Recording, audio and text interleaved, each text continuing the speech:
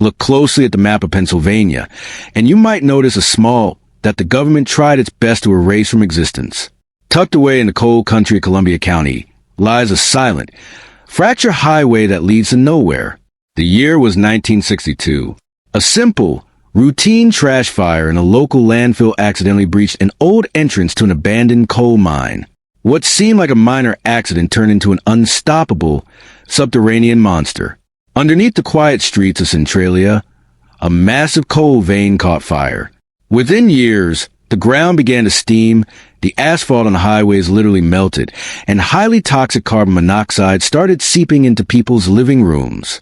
This wasn't just a disaster. It was a slow-motion apocalypse that turned a beautiful American town into a literal gateway to hell. Government millions were spent, but the fire refused to die. Today, the town is legally dead, stripped of its zip code and almost entirely abandoned. But the fire? It is still burning today, and scientists say it has enough fuel to burn for another 200 years. But what is the real mystery here? Was it just a tragic accident, or did the authorities abandon this town because of a much darker, hidden secret? Let's find out. In the beginning, the people of Centralia didn't realize they were sitting on a ticking time bomb. To them, it was just a local nuisance, a bad smell that would eventually go away. But as weeks turned into months and months into years, the reality of what was happening beneath their feet became terrifyingly clear. By the early 1970s, strange things started happening inside ordinary family homes. Imagine waking up in the middle of the night, feeling dizzy and sick, only to realize that carbon monoxide was leaking directly through your basement floor. Children were falling ill for no apparent reason. In the winter, residents noticed something eerie. They didn't need to shovel their driveways because the ground was so hot. The snow melted the moment it touched the pavement. Wildflowers started blooming in the freezing cold of December. The soil was literally baking from the inside out. But the government kept telling everyone not to panic. They claimed they had the situation under control. But they didn't. Behind closed doors, officials knew that the fire had reached a massive underground network of coal tunnels. It was now a subterranean wildfire, spreading in every direction, and there was no technology on Earth that could put out. If the government wanted to hide the truth, two shocking events made that completely impossible.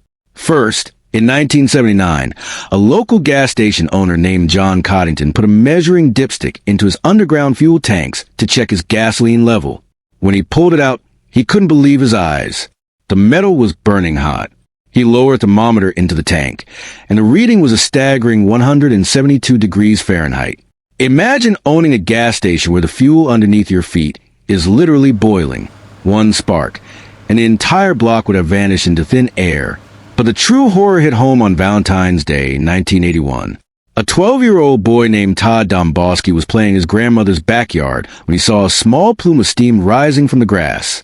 As he walked closer, the ground beneath him suddenly collapsed. A sinkhole, 4 feet wide and 150 feet deep, opened up instantly. Todd was sliding down into a pit of hot mud and toxic gas, screaming for his life, desperately grabbing onto tree roots. His cousin rushed over and pulled him out just in time, saving him from a horrific death. When investigators tested the steam coming out of that hole, it contained lethal levels of carbon monoxide. The message was clear. Centralia was no longer safe for human life. By 1984, the U.S. Congress realized that the battle was lost. They allocated over $42 million to relocate the entire population. Most residents took the money and left their homes behind. They watched as the houses they grew up in were demolished one by one, turned into dust to prevent anyone from going back.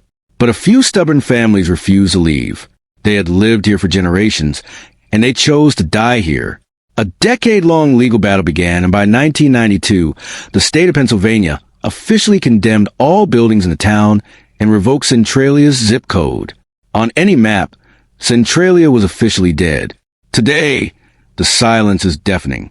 The streets are empty. What used to be beautiful neighborhoods are now overgrown forests, with only cracked sidewalks and concrete steps leading to houses that no longer exist. And if you walk along the old Highway 61, you'll see massive fissures in the asphalt, with warm, sulfur-scented steam still rising into the cold air. A constant, eerie reminder of the beast that lives below. As you look at the empty streets of Centralia today, it feels like a monument to human helplessness. $42 million spent and decades of scientific effort. Yet the fire beneath the ground still burns as fiercely as ever. But as the years pass, some researchers have started asking deeper, more unsettling questions. Was the government's failure to put out the fire really just a matter of bad luck? Or was there another reason they wanted this town completely cleared of its people? You see, Centralia was built on one of the richest, most valuable anthracite coal veins in the entire world. Under U.S. law, as long as the residents own the surface land, they own the mineral rights to the millions of dollars of coal beneath their feet. But once the town was condemned and the residents were forced out, those rights eventually reverted to the state. Could the underground fire be a convenient excuse to reclaim billions of dollars in untouched resources? We may never know the absolute truth. But one thing is certain. While the memory of Centralia slowly fades into history, the fire beneath its soil continues to burn in the dark, a silent witness to a tragedy that time is trying its best to forget. If you want to uncover more of America's forgotten towns and hidden secrets, make sure to hit that subscribe button and join us as we map the mysteries of the lost world. See you in the next video.